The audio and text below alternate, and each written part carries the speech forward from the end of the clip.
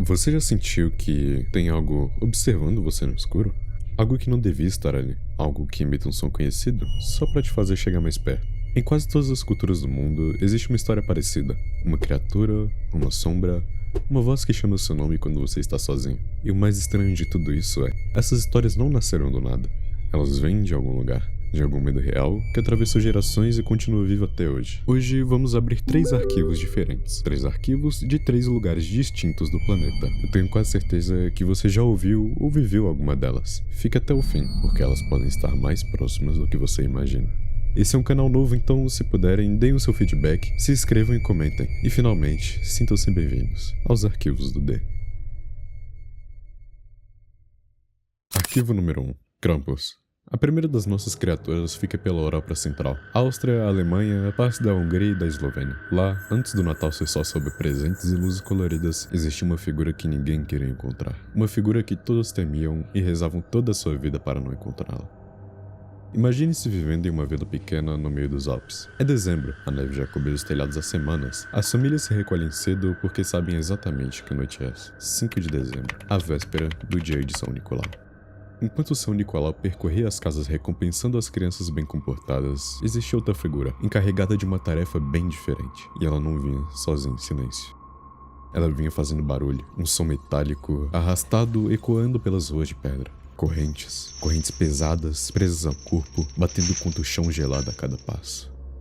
As crianças, dentro de casa, aprendiam a reconhecer aquele som antes mesmo de aprender a lê-lo em um livro. Os mais velhos diziam que Krampus tinha o corpo coberto de pelos escuros, quase negros, chifres longos e retorcidos, como os de um bode velho, uma língua comprida, vermelha, que balançava para fora da boca como a de uma serpente. E os olhos, segundo os relatos dos mais antigos, brilhavam de um jeito que nenhuma chama de vela conseguia imitar. Ele carregava um cesto nas costas, ou, em algumas versões, um saco de couro gasto pelo uso. Para as crianças que tinham se comportado mal, mas de forma leve, o castigo era simbólico. Alguns gravetos de bétula, uma árvore branca, deixados à porta. Aquela ação servia como um aviso, uma última chance para mudar suas atitudes, antes que algo pior acontecesse. Mas, para as crianças que se comportavam de uma forma pior, os casos eram mais graves. Então, a lenda muda de tom. Disse que Krampus entrava sem pedir licença, como uma força imparável, uma presença que mudava a atmosfera do local e que vinha cumprir o seu dever, que atravessava o silêncio da casa até o quarto onde a criança dormia, ou pelo menos fingia dormir, com os olhos bem fechados, o seu coração disparado, ouvindo cada passo se aproximar. Ele as colocava dentro daquele cesto que ele possuía. Não se sabe, segundo a lenda, para onde ele as levava depois. Alguns falam que ele as afogava em rios congelados, outros em um lugar simplesmente descrito como o outro lado da montanha, de onde ninguém nunca voltou para contar, e até mesmo uma versão pior. Uma versão que diz que ele as levava para o submundo e as devorava como um banquete de inverno. Durante séculos, em vilas isoladas nos Alpes, jovens adultos se vestiam com peles reais de animais e máscaras esculpidas à mão, com presas afiadas e expressões de fúria congelada, para desfilar pelas ruas em um evento chamado Krampuslauf, a corrida do Krampus. Tochas acesas, sinos, gritos, uma forma de reviver o medo, ano após ano, diante de quem já tinha esquecido.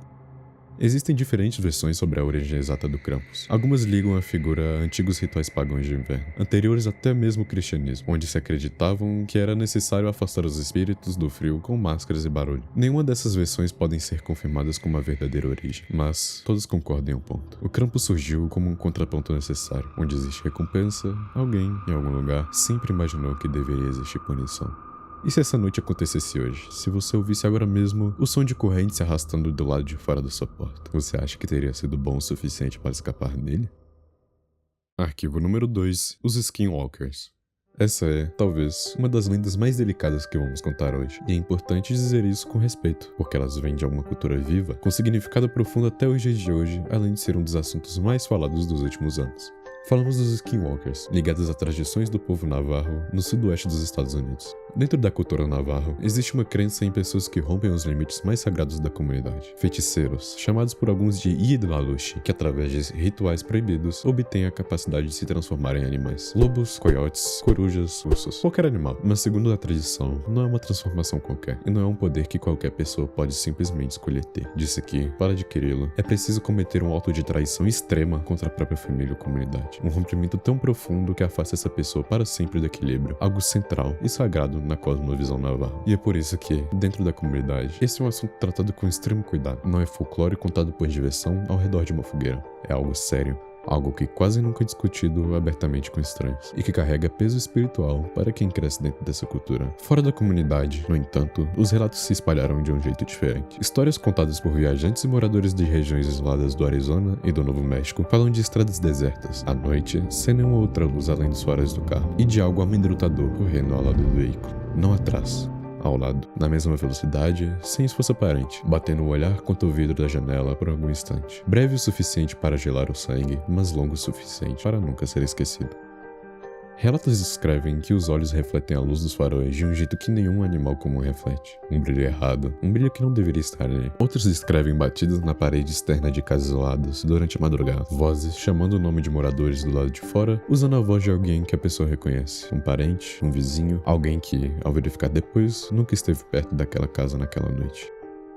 É importante dizer, essas histórias se espalharam bastante fora da comunidade navarro, muitas vezes distorcidas ao longo do caminho, e a própria tradição prefere que certos detalhes não sejam divulgados livremente, justamente por respeito às suas raízes espirituais. Por isso, contamos aqui apenas o que é já amplamente conhecido, sem entrar em detalhes que pertencem exclusivamente a essa cultura. Se vocês tiverem interesse, posso fazer um vídeo exclusivo contando toda a origem, os relatos e as teorias envolvendo essa lenda. Por enquanto, fica a pergunta, existem coisas que talvez seja melhor não procurar entender por completo?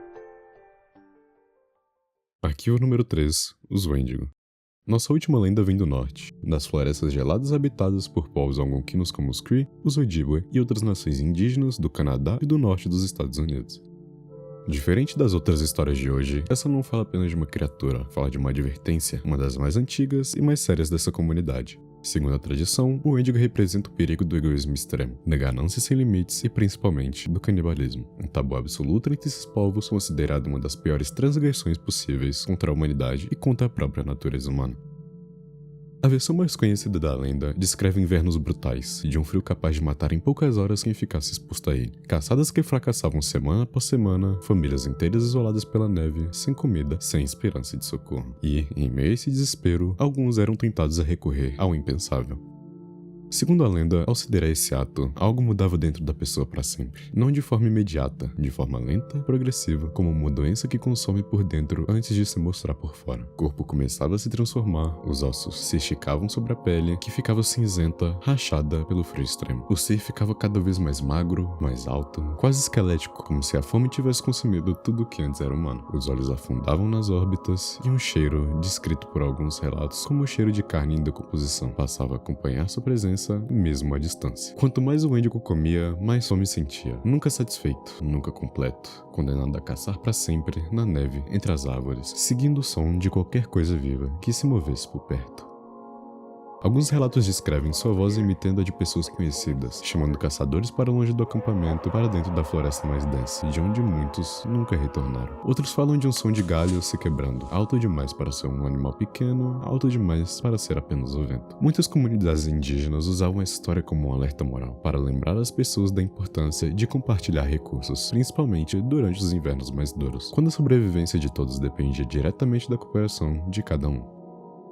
Com o tempo, o Wendigo passou a ser retratado de formas diferentes fora dessas culturas, em livros, filmes e jogos, muitas vezes distante do significado original. É importante lembrar que, para os povos que criaram essa lenda, ela carrega um peso espiritual e cultural que vai muito além do simples terror.